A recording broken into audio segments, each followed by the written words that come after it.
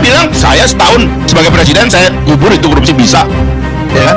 Dan harusnya presiden capres-capres ini mulai ngomong itu. Kalian bisa memberantas korupsi nggak? Cengar-cengir aja kesana kemari tuh orang. Mana proposalmu memberantas korupsi? Nggak ada kok. Galang sana, galang sini, isi otak nggak ada. Memberantas korupsi gimana? Entah apa-apa, perkuat KPK kamu. Bagaimana memberantas korupsi? Lu KPK 1 miliar, kamu 100 triliun kok. Bagaimana kok dibalik-balik? Nah, logika ini yang mesti kita lawan. Saya, mayoritas ketua KPK itu berakhirnya nggak baik. Mayoritas. Setahu saya hanya Pak Ruki yang berakhir dengan baik. Ketua KPK pertama. Yang lahir tuh berakhirnya tidak baik itu semuanya.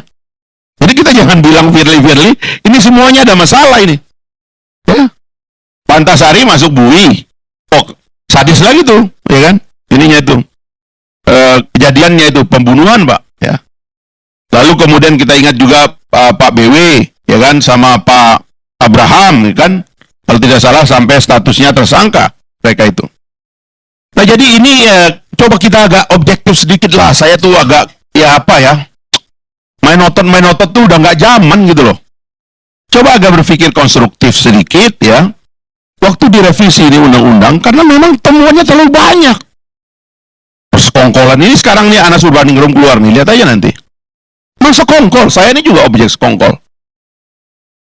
Februari 2014 Bang Karni, tiba-tiba keluar seorang saksi dari ruang penyidikan, dari ruang pengadilan dan mengatakan saya terima uang 25.000 US dollar dari Nazarudin di Wisma Anugrah itu, kantornya dia itu.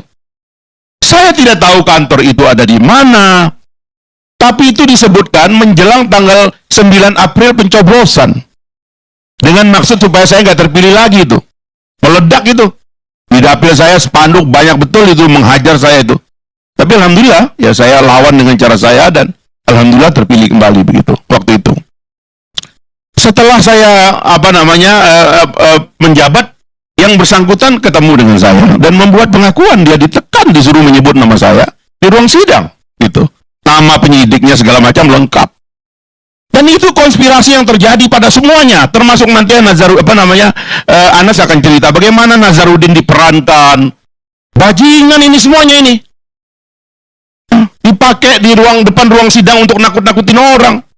Dipakai untuk meras hakim, untuk nakut-nakutin hakim. Gencet sana, gencet sini, hancur itu sebenarnya. Itu lembaga udah busuk kok. Makanya waktu kita bikin angket, kita bongkar satu-satu, ketahuan semua kok. Bagaimana penggunaan uang ilegal dari aset sita yang dijual secara ilegal dipakai, gila itu. Udahlah. Kita sudah saling tahu lah kelakuan-kelakuan ini kok. Maka kita revisi, kita bentuk lembaga pengawas. Ya kan? Kita membentuk SP3 supaya orang jangan dipaksa. Emang negara itu harus selalu menang, harus selalu benar? Nah, kalau negara melakukan kekeliruan, masa nggak ada jalan? Gimana? Emang negara nggak bisa salah? Negara kan manusia-manusia brengsek juga isinya. Ya kan? Yang bisa berbuat salah. Nah, paradigma itu kita ubah. Coba periksa itu semua promotor undang-undang KPK ini. Jadilah markas KPK itu oleh pimpinan KPK jadi markas perlawanan kepada negara. Dipakai gedung itu seenak-enaknya, ngumpul seenak-enaknya. Udah nggak ada itu yang namanya konflik of interest. Kalau ada pimpinan KPK tersangka ngumpul di situ, lawyernya juga seenaknya aja lembaga negara dipakai. Nggak sadar itu yang namanya konflik of interest itu. Keterlaluan sudah itu. Memang intimidasi, saya tahu kok. Menjelang pembacaan revisi undang-undang KPK itu semua kena teror kok. Dan saya mengambil keputusan waktu itu sebagai pemimpin sidang ya kita revisi.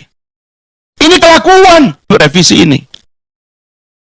Sehingga nggak bisa lagi orang-orang yang main-main dengan LSM, pembocor. Ada media yang setiap minggu terima bocoran. Siapa yang berani bantah? Termasuk sprindik Anas Urbaningrum. Ini kelakuan. Cuman kita ini senang diteror begitu ya. Senang sibuk tapi belum tentu sukses. Tepuk tangan aja tapi gagal.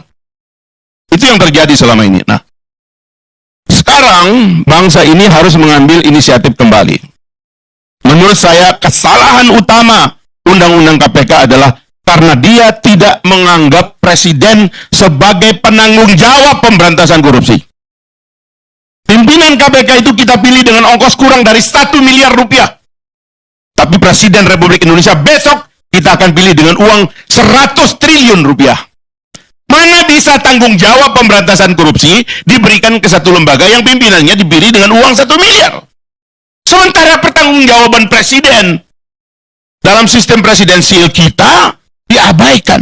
Maka dalam revisi kita masukkan KPK sebagai bagian dari eksekutif supaya ada tanggung jawab presiden, terutama dalam membentuk pengawas, dan dia juga bisa ditagih harusnya dengan undang-undang baru. Kamu presiden, kamu dipilih oleh rakyat, berdarah-darah orang ikut kampanye, ikut pemilu.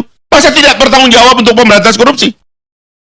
Itu yang saya suka provokasi Bang Haris. Saya bilang, saya jadi presiden setahun korupsi saya kubur.